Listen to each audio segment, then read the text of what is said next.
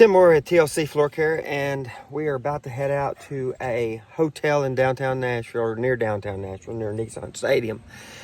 And it is a very tall hotel.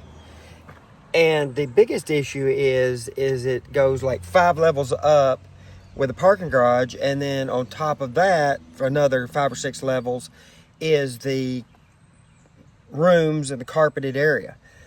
So we only have a certain amount of height we can get to before we can even get close to the carpeted area. Then we got a bunch of area to travel. So even our machine, which is a pretty strong machine, it starts diminishing pretty heavily at about 300 to 400 feet. So this little sucker is what I got.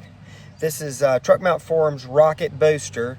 And essentially what it is a 2-stage vac motor, and it's a pass-through. So the dirty water comes in here and immediately shoots out. So in other words, this is almost like a portable.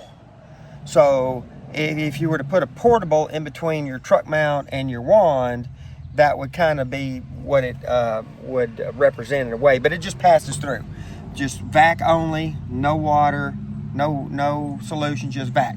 So what this will do is this will give us the ability to make longer runs. So we're going to test it out today.